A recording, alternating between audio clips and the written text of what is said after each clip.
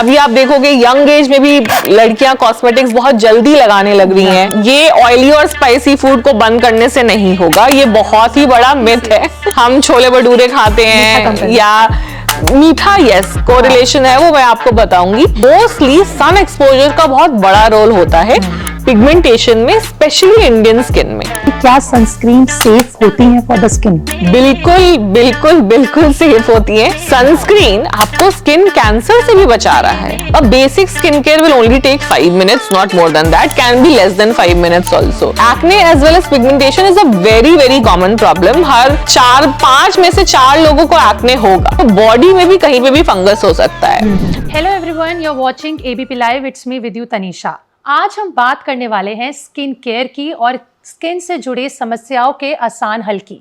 इस भागदौड़ की जिंदगी में कैसे हम अपनी स्किन को हेल्दी, ग्लोइंग और खूबसूरत रख सकते हैं, इस सभी के बारे में हम बात करेंगे आज डॉक्टर गीतिका श्रीवास्तव से, जो कि फाउंडर है इन्फ्लुएंस क्लिनिक की। So let's welcome her here.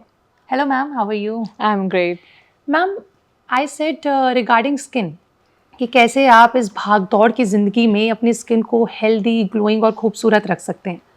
तो मैम, मेरा सवाल ही पहला यहीं से शुरू होगा कि आप कैसे इस भागदौड़ की ज़िंदगी में, जितना पोल्यूशन है, इतनी acne is the main thing जो हर एक को होती है कि मेरे पिंपल आ गया है, एक्ने हो रहे हैं, और उसके भी बहुत तरीके और टाइप्स होते हैं। So how a person can deal with it, कैसे ये होते हैं, इसके बारे में सब बताइए। तो जो पिंपल्स हैं, वो पिंपल्स हम कॉमन टर्म में बात करते हैं, जिसको हम मेडिकली एक्ने बोलते हैं। अब जैसे आपने कहा बहुत सारे लोगों को एक्ने होता है, ऑलमोस्ट हर कोई जूझ रहा है। आंकड़े ये हैं कि 85% टीनेजर्स विल हैव एक्ने, चाहे वो माइल्ड हो या सिवियर हो, बट 85% लोगों को एक्ने होना ही होना है। मात्र 15% लोग उससे बच सकते हैं। और आज की तारीख में एक सब टाइप ऑफ एक्ने आ गया है जो एक अडल्ट एज ग्रुप में है। It is happening after 25 years of age. अधिकतर फीमेल्स में देखा जा रहा है, and that is known as adult acne. तो अब आपका एक्ने टीनेजर में ही साथ नहीं छोड़ देगा, it will affect you during your adulthood as well, and this subtype is known as adult acne. और जो आप कह रहे हो भाग दौड़ की जिंदगी है, पोल्यूशन है, इनफैक्ट ये अडल्ट एक्ने का 1/3 कॉज डेफिनेटली हार्मोनल है, but 2/3 cause is the result of urbanisation. मतलब जो हम खा रहे हैं, पी रहे हैं, हम सोच रहे हैं कि वो हेल्दी है, बट वो आटा और दाल भी तो पैकेट में आ रहा है। एग्जैक्टली। वो जरूरी नहीं ऑर्गेनिक है कि नहीं, वो पेस्टिसाइड्स, फर्टिलाइजर्स जो उनको उगाने में यूज किए गए हैं, वो एंड कंज्यूमर तक आते आते कुछ ना कुछ हार्मोनल बैलेंस इम्बैलेंसेस कर देते हैं, जिसके वजह से एक्ने हो जाता है, and that is why it is quite common. Ma'am, आपने ये टर्म अभी इस्तेमाल किया एडल्ट एक्ने, तो वो कब होता है? लाइक वो उसका भी यही है कि ज़्यादातर मेल्स में होता है या फीमेल्स में होता है, या फिर ये दोनों जेंडर्स के लिए? देखिए, अडल्ट एक्ने एक ब्रॉड टर्म है। 25 साल से ऊपर किसी को भी एक्ने हो रहा है, उसको हम अडल्ट एक्ने कह रहे हैं, जो 2 तरीके का होता है। अडल्ट लेट ऑनसेट एक्ने, मतलब आपको टीनेजर में एक्ने नहीं हुआ, पर आपको लेट 20s या 30s में एक्ने हो रहा है। एंड अडल्ट परसिस्टेंट एक्ने, मतलब टीनेज एक्ने आपका खत्म ही नहीं हो रहा है, और ये अधिकतर देखा गया है फीमेल्स में होता है।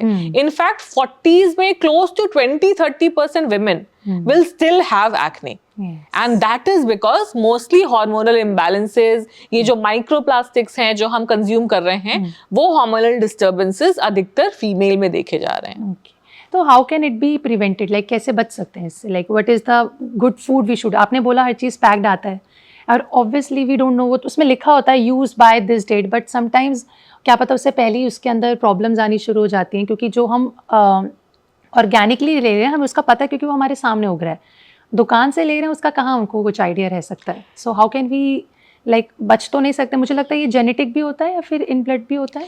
जेनेटिक होता है, बट अभी एनवायरमेंटल एक्सपोजर और एनवायरमेंटल फैक्टर्स से ज्यादा एक्ने हो रहा है। जेनेटिक तो अगर 85% लोगों को एक्ने होना ही है, तो हम हर किसी के पास जीन पूल है ही टू हैव एक्ने। बहुत रेयरली ऐसा होगा कि आप एक्ने से जिंदगी भर बचे रहेंगे। बट ये जो एनवायरमेंटल फैक्टर्स हो रहे हैं, स्ट्रेस हो रहा है, एयर पोल्यूशन हो रहा है, प्लस अभी आप देखोगे यंग एज में भी लड़कियां कॉस्मेटिक्स बहुत जल्दी लगाने लग रही हैं. So all these things also, आपकी स्किन अगर पूरी तरीके से तैयार नहीं है और उससे पहले ही आप मेकअप एप्लीकेशन कर दो, that can also damage your skin, make your skin acne prone. So ये सारी चीजों का भी फर्क पड़ रहा है. एंड मैम गर्ल्स हर महीने मेंस्ट्रुएशन साइकिल से गुजरते हैं, they also have one of the symptom of acne कि अच्छा एक्ने वी कंसिडर्ड इट कि अच्छा दीज आर द थिंग्स जो पहले आती हैं. सो वो एक्ने जो होता है it is also the same acne, और वो सिर्फ एक टाइम पीरियड का, तो in change in blood why that happens? So इसको हम लोग एक्ने एग्रीवेटिंग फैक्टर्स बोलते हैं. इस टर्म को बोलते हैं प्री मेंस्ट्रुअल एक्ने फ्लेयर. देखिए फीमेल की बॉडी में बहुत सारे हार्मोन्स का इंटरप्ले होता है. Every month there will be different kinds of hormones जो कि आपके एग फॉलिकल को ग्रो करेंगे, फिर उसको रिलीज करेंगे, फिर उसको सेटल करेंगे. अगर आप प्रेग्नेंट हो तो यूट्रस की लाइनिंग बनाएंगे. बहुत सारे हार्मोन्स का डिफरेंट रोल होता है. बट मोटा मोटी फर्स्ट 2 वीक्स ऑफ के आपके साइकिल के जो हैं उसमें फीमेल हार्मोन बढ़ रहा होता है एंड लास्ट के 2 वीक्स में वो डिप कर रहा होता है. एंड जब वो फीमेल हार्मोन डिप कर रहा होता है तो एक रिलेटिव टेस्टोस्टेरॉन इंक्रीज का स्टेटस आ जाता है. Testosterone is the male hormone and estrogen progesterone is the female hormone. But females के पास भी थोड़ी सी मात्रा में टेस्टोस्टेरॉन होता है. और टेस्टोस्टेरॉन जब बढ़ता है तो मेल लाइक फीचर्स बढ़ जाएंगे. मेल की स्किन ऑयलियर होती है तो ऑयली स्किन ज्यादा हो जाएगी, एक्ने प्रोन हो जाएगा. फिर कुछ लोगों को चेहरे पे बाल भी होने लगते हैं. तो ये जो साइकिल का कोरिलेशन है वो ये है कि end of the cycle just before menstruation is about to start आपका relatively testosterone which is the male hormone बढ़ जाता है, जिसकी वजह से आपकी स्किन ऑयली हो जाती है और फिर एक्ने हो जाता है. सो मैम इससे कैसे बचा जा सकता है? लाइक एक सिंपल, अगर किसी को एक्ने है, so what are the good fruits and vegetables a person can consume to at least have few pimples, not more? सो देखिए इसमें आपका डाइट का रोल है और स्किन केयर का रोल है.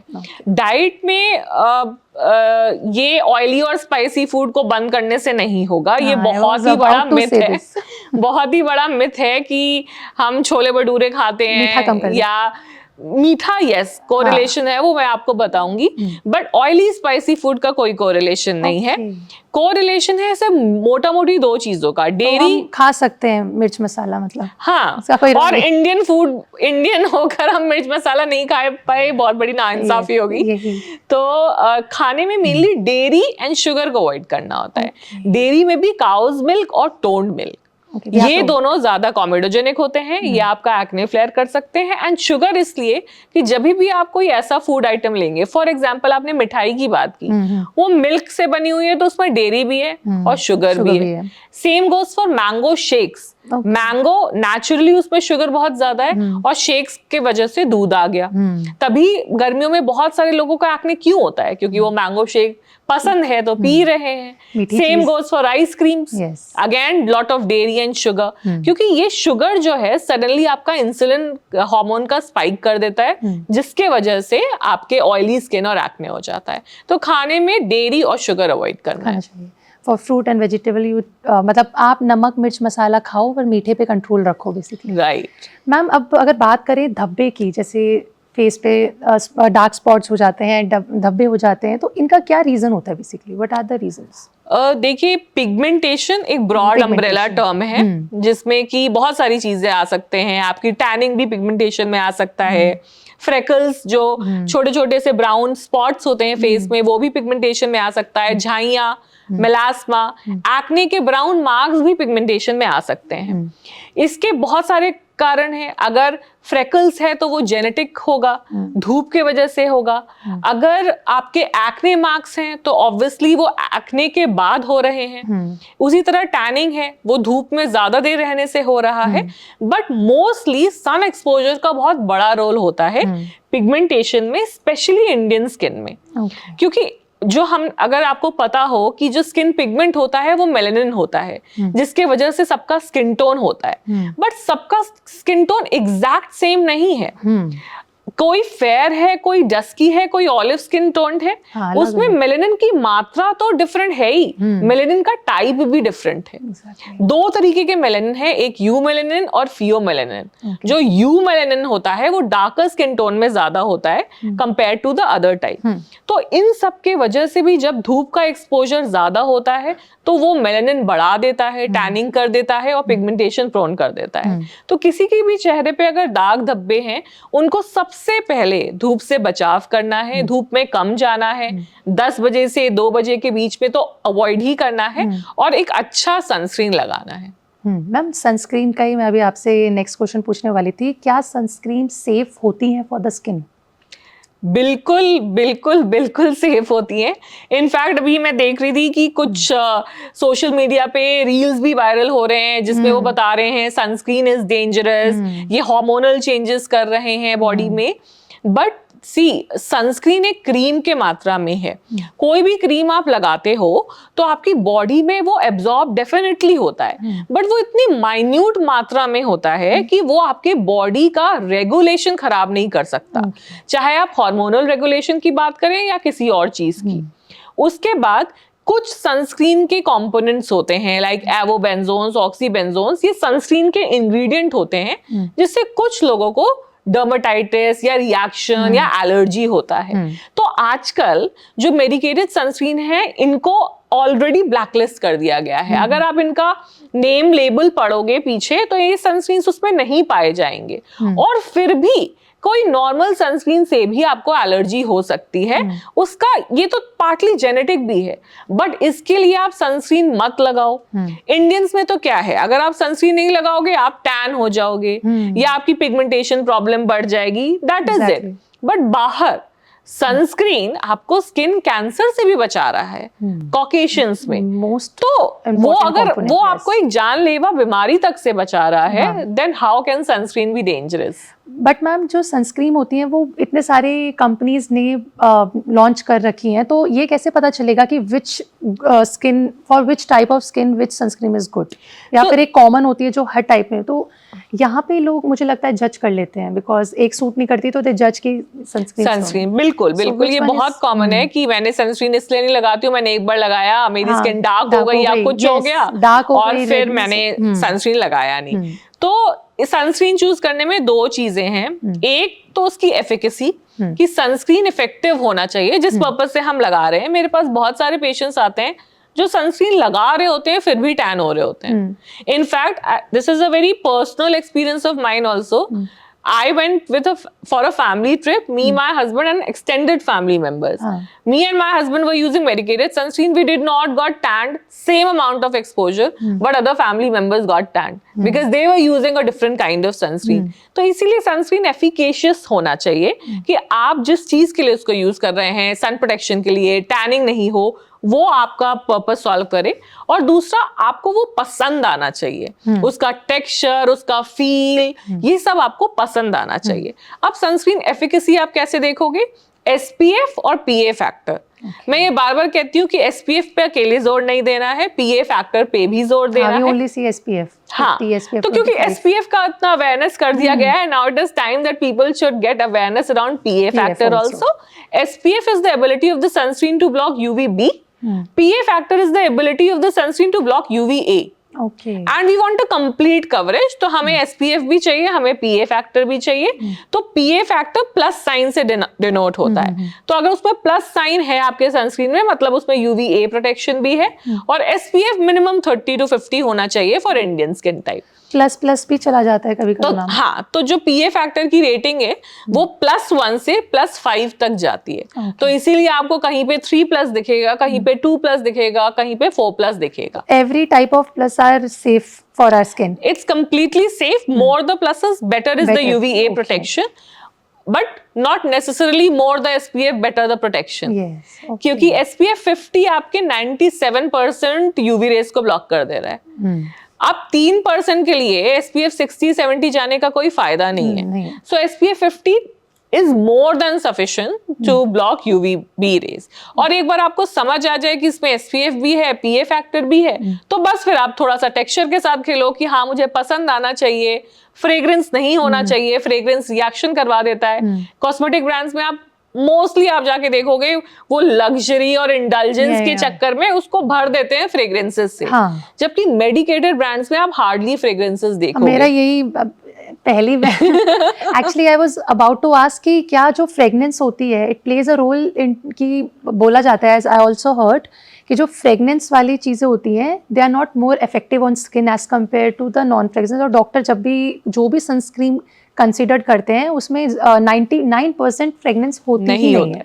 एक्चुअली एक टर्म होता है कॉन्टैक्ट डर्मेटाइटिस, मतलब कि आपकी स्किन किसी एक्सटर्नल एजेंट के कॉन्टैक्ट से आके रैश हो गया, उसमें एक्जिमा हो गया, जिसमें fragrance is one of the component. Okay. And अगर आप स्किन केयर जो कि आप रोज कर रहे हो, B it your face wash, B it your sunscreen या मॉइस्चराइजर, उसमें फ्रेग्रेंस है तो कंटिन्यूअसली आपकी बॉडी में फ्रेग्रेंस का एक्सपोजर हो रहा है, एंड वो कभी भी सेंसिटाइज हो सकती है आपकी स्किन। तो इसीलिए हम लोग ये अवॉइड करते हैं कि फ्रेग्रेंस रिलेटेड प्रोडक्ट नहीं होना चाहिए।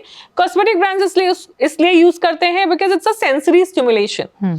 दे वांट कि आप कोई प्रोडक्ट खरीदो तो all your senses should be occupied, आपको उसका टेक्सचर अच्छा लगे, आपको उसकी महक अच्छी लगे। बल्कि आप अगर सिर्फ ऑर्गेनिक ब्रांड्स की जाओगे और उनको स्मेल करोगे प्योर ऑर्गेनिक, आपको उनकी स्मेल बर्दाश्त नहीं होगी। तो इमेजिन उसको मास्क करने के लिए वो कितना फ्रेग्रेंस यूज करते होंगे, जिससे उसकी जो नेचुरल फ्रेग्रेंस है वो मास्क हो जाए। तो इसीलिए but you should never use that, you should never give in to this fact कि मेरे को कोई सुगंधित प्रोडक्ट लेना है, वो इफेक्टिव तो नहीं होगा ज्यादा, साथ ही साथ आपके स्किन को नुकसान भी पहुंचा सकता है। Until it's a perfume, otherwise we should avoid fragrance. अगर फ्रेग्रेंस की एलर्जी आती है तो हम लोग बोलते हैं कि आप परफ्यूम्स भी अवॉइड करें, बट जब तक नहीं है तो perfumes and deodorants obviously would be required. Ma'am hair sprays होते हैं, फेस में आजकल इतने सारे सिरम्स ये सब का इस्तेमाल होता है, तो डू यू थिंक, क्योंकि पहले अगर हम if you compare it with the पहले के टाइम से, तो इतने स्टेप्स ऑफ स्किन केयर नहीं होते थे, लेकिन still their skin was used to be very good, very glowing. So what do you think, what जो अभी हम एक्सटर्नल चीज़ें यूज़ करते हैं before it doesn't was into use, so आपको क्या लगता है what is the difference, why it is happening? देखिए बहुत सारा एनवायरमेंटल फैक्टर्स का रोल है। अगर दिस ब्यूटी का evolution it's mostly linked to women, you know. हम अगर ब्यूटी एवोल्यूशन देखेंगे तो हम क्लियोपैट्रा की बात करेंगे कि वो दूध से नहाती थी, या रानी पद्मावती की बात करेंगे, उनकी सुंदरता की बात करेंगे, but males are not talked about, right? तो ये अगर आप हमारी लाइफस्टाइल देखो as women, now we are going out, we are working, we are exposing ourselves to laptops, mobiles, हम बाहर जा रहे हैं, धूप का एक्सपोजर हो रहा है, बॉस की डांट पिट रही है, स्ट्रेस हो रहा है, तो all these factors are now coming into play which was not present before. Previously women were not working, like conventionally they were not working, men were working। तो जब आप घर में रहोगे, एक स्ट्रेस नहीं है, सन एक्सपोजर कम है, तो इन जनरल वो स्किन भी बेटर होगी। But when we are trying to become more ambitious, which is not a bad thing, but that will create a little toll on the skin, और उस skin को बचाव करने के लिए हमें एक्स्ट्रा स्टेप्स करने पड़ेंगे in form of basic skin care, which would be more than sufficient। Ma'am आपके हिसाब से बेसिक स्किन केयर क्या होना चाहिए किसी भी एक आइडल फेस का, या फिर सेंसिटिव या ड्राई स्किन किसी के लिए भी? A basic skincare will only take 5 minutes, not more than that, can be less than 5 minutes also, which is your face wash, moisturizer, sunscreen in the morning and face wash, moisturizer at night। आप नहा रहे हो, बस face wash अलग से लगा लो, moisturiser लगाओ, 2 minute बाद सनस्क्रीन लगा लो, and you are done. You do it for 35 years, you're still okay।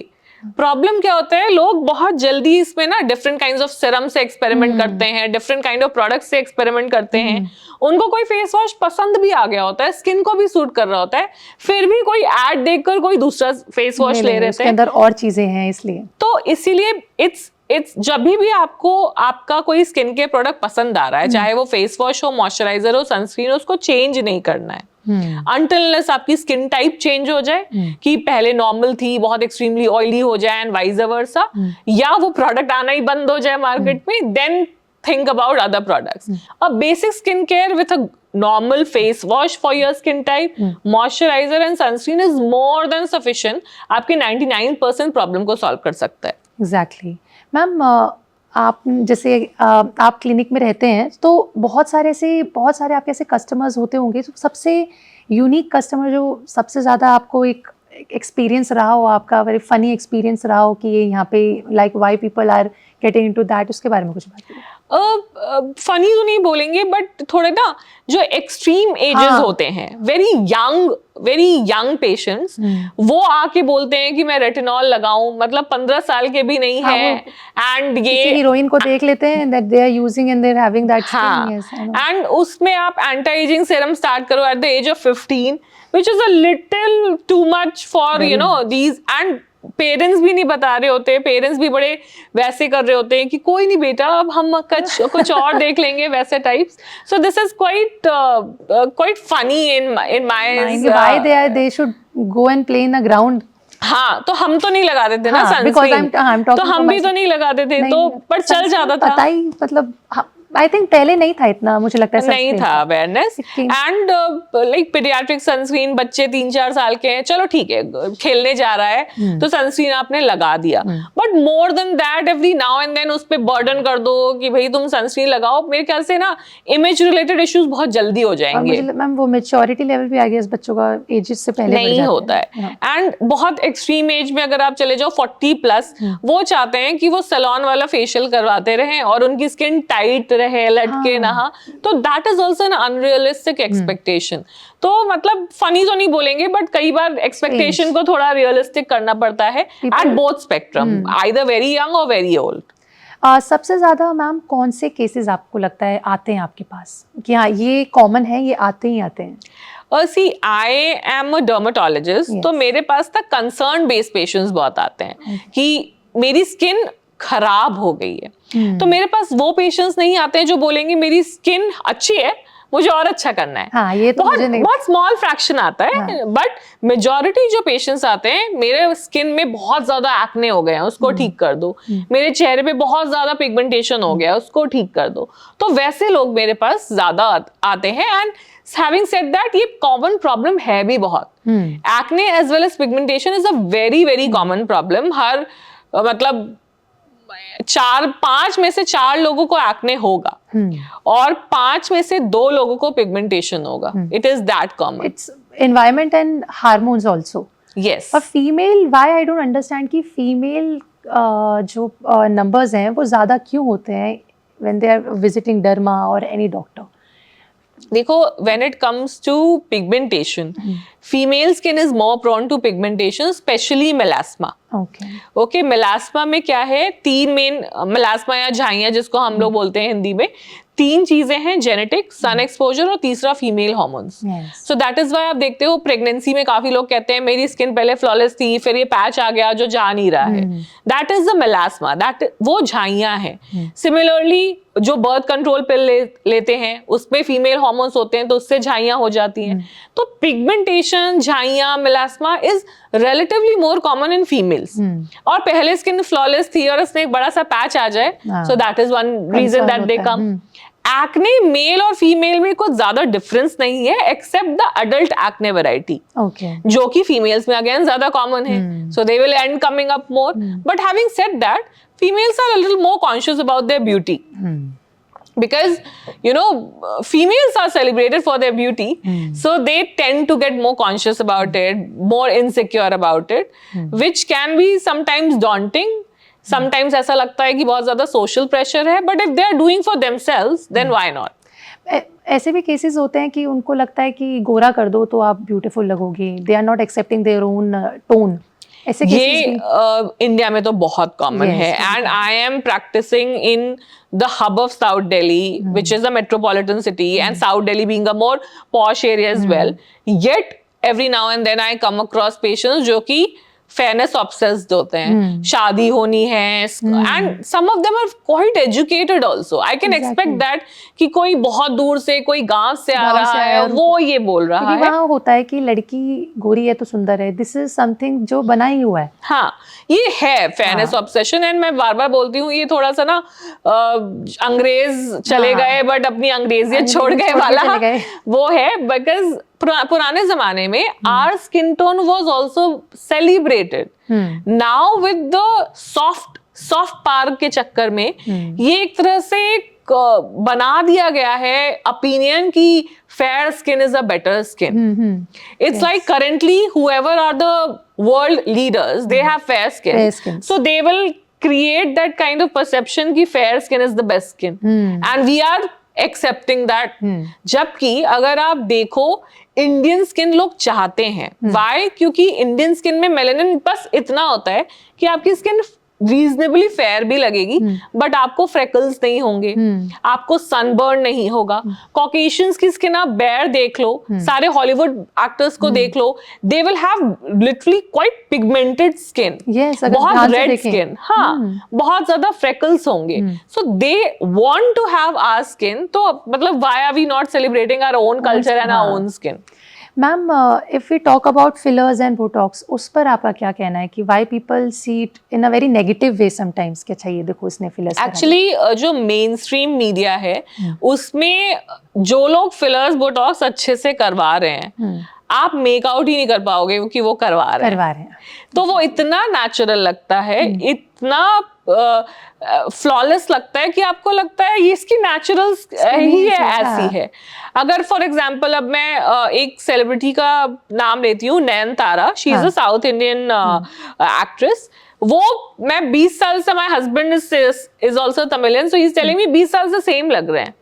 It's not possible to look the same for 20 years, no matter the best lifestyle also. So yes, a little bit of speculation is, a little bit of fillers and botox would have been done. पर वो इतना gentle किया गया है, इतना कम किया गया है, इतना सही तरीके से किया गया है कि people are not able to make out. And इतने सारे हैं जिनका छुप ही नहीं पा रहे. और जो मेन स्ट्रीम में जो लोगों को समझ आ जा रहा है इसने करवाया है, they have gone too far. तो आप हमेशा नेगेटिव चीज को ही ज्यादा देखोगे ना. आपको लग रहा है कि ये पर्टिकुलर पब्लिक पर्सनालिटी है जिसका कुछ अजीब हो गया चेहरा, ये फिलर्स बोटॉक्स ने बिगाड़ा है. But what about the other spectrum of celebrities जो जैसे हैं वैसे ही दिख रहे हैं, जो यंग दिख रहे हैं, जिनमें एजिंग के साइंस नहीं आए हैं, वो भी है fillers and Botox done right. So it depends on us which pathway we have to go for. अगर हम फिलर्स एंड बोटॉक्स ढंग से करें, राइट टाइम पे करें, राइट डॉक्टर को चूज करके करें, तो fillers and Botox completely safe है और बहुत अच्छे से आपके स्किन को बिल्कुल यंग दिखा सकते हैं बहुत सालों तक. मैम, बोटॉक्स और फिलर में क्या डिफरेंशिएशन है? देखिए, बोटॉक्स एक प्रोटीन होता है जो कि आपके मसल्स को रिलैक्स करता है. जैसे कि हमारे फेस की मसल और बॉडी की मसल काफी डिफरेंट है. हमारे बॉडी की कोई भी मसल मूव नहीं करेगी, लेकिन फेस की मसल मूव करती है, इसीलिए उसको बोलते हैं माइमेटिक मसल. तो इसका फायदा भी है कि हम जब एक्सप्रेस कर रहे हैं, हंस रहे हैं, गुस्सा कर रहे हैं, वो सारी चीजें हम इमोट कर पा रहे हैं, एक्सप्रेशंस दे पा रहे हैं. बट उसका नुकसान ये है कि जब हम उसको कंटिन्यूअसली यूज करते हैं तो स्किन में रिंकल्स आने लगते हैं, और उस रिंकल्स को रिलैक्स करने के लिए we use something known as Botox. लेकिन फिलर्स क्या है? फिलर्स आपके हॉलोनेस अराउंड द आईज उसको फिल करने के लिए है. अगर जैसे जैसे एज बढ़ती है फेस का फैट कम होता है, बॉडी का फैट बढ़ता है बट फेस का फैट कम होता है. तो उसको रिस्टोर करने के लिए फिलर्स यूज होते हैं, जिससे काफी लोगों को जो आंखों के नीचे घेरे होते हैं, एक संकिन अपीयरेंस होता है, हॉलोनेस होता है, वो फिलर्स ठीक कर देता है. And plastic surgery is something when you are changing the whole structure of something. कोई एक नया नक्शा उसको not necessarily. Plastic surgery एक साइंस है. जैसे डर्मेटोलॉजी स्किन का साइंस है। प्लास्टिक सर्जरी जो डॉक्टर्स होते हैं वो पहले सर्जरी करते हैं and then they go into plastics. मतलब they are like another 5 years 6 years वो पढ़ाई करते हैं सिर्फ फेशियल प्लास्टिक्स को लेकर। और प्लास्टिक सर्जरी में भी आपके बर्न फ्लैप्स आते हैं। काफी लोगों को जो बर्न इंजरी हो जाती है, बहुत बड़ी मात्रा में उनकी स्किन जल जाती है, वो बचे हुए स्किन से उसको कवर किया जाता है। ये भी प्लास्टिक सर्जरी के अंदर आता है। Fillers and Botox also comes under. Fillers and Botox dermatologist भी करते हैं, प्लास्टिक सर्जन्स भी करते हैं। प्लास्टिक सर्जरी का जो एस्थेटिक वाला पार्ट है, जो आप अपने नैन नक्श को ठीक करने के लिए करते हैं, उसको फेशियल प्लास्टिक्स कहते हैं, जिसमें आपका फेस लिफ्ट भी आ सकता है कि सर्जिकली आपका फेस लिफ्ट कर दिया जाए। आपके नोज की सर्जरी हो सकती है जिसको राइनोप्लास्टी बोलते हैं। एक्स्ट्रा फोल्ड आईलिड्स पे हैं, उसकी सर्जरी हो सकती है, ब्लेफरोप्लास्टी बोलते हैं। इवन बॉडी में भी वो बहुत सारी चीजें करते हैं, like breast implants, but implants, liposuction. So बहुत बड़ा है plastic surgery in general. Okay, so ये उनका एक पार्ट है जो डर्मा भी करते हैं, फिलर एंड बोटॉक्स, और प्लास्टिक सर्जन्स भी कर सकते हैं। फिलर्स एंड बोटॉक्स दोनों ही लोग कर सकते हैं। मैम, जो वाटर की मात्रा होती है हमारी बॉडी में, एक नॉर्मल पर्सन को अपनी स्किन ग्लोइंग रखने के लिए एक दिन में, मतलब बोलते हैं इतना लीटर पी लो, but I want to know from you कि हमें कितना अमाउंट ऑफ वाटर लेना चाहिए, बिकॉज आई हर्ड समवेयर कि ज़्यादा पानी लेना भी इज़ नॉट गुड। हाँ, तो ये आपके बॉडी वेट के अकॉर्डिंग होता है। जिसके कुछ ये आपके बॉडी वेट के अकॉर्डिंग होता है, तो इसके अकॉर्डिंग आपके कुछ फॉर्मूलाज होते हैं जिसमें आपको पता लग जाता है कि इतना वाटर आपके बॉडी वेट के अकॉर्डिंग होना चाहिए। बट 55-60 किलो बॉडी वेट का पर्सन को 2 से 3 लीटर पानी पीना चाहिए। ज्यादा इज एक्सट्रीम, ज्यादा कि आप 10 लीटर पी रहे हो, 12 लीटर पी रहे हो, इसको डाइल्यूशनल हाइपोनेट्रीमिया बोलते हैं। मतलब कि आपकी बॉडी का नमक कम हो गया एक तरह से। तो इसीलिए बहुत वो एक्सट्रीम केसेस होता है। लेकिन अगर आप 2 से 3 लीटर पानी पी रहे हो और सिर्फ सोच रहे हो पानी पी के आपकी स्किन ग्लो कर जाए, लोग सोचते हैं, तो वो जरूरी नहीं है। क्योंकि हमारा skin is the largest organ, but skin is not the most important organ. अगर आप पानी पी रहे हो तो वो पानी पहले ज्यादा इंपॉर्टेंट ऑर्गन पे जाएगा, पहले हार्ट पे जाएगा, लिवर पे जाएगा, ब्रेन पे जाएगा, क्योंकि वो तो आपके लाइफ को सस्टेन करने के लिए है ना। स्किन पे तो तब जाएगा जब बचा कुचा है, अगर बचा कुचा है। तो अगर आप 3 लीटर 3.5 लीटर नहीं पी रहे हो तो आपकी स्किन तक तो पानी पहुंचेगा ही नहीं। इसीलिए एक्सटर्नल हाइड्रेशन, मॉइस्चराइजेशन करना जरूरी होता है।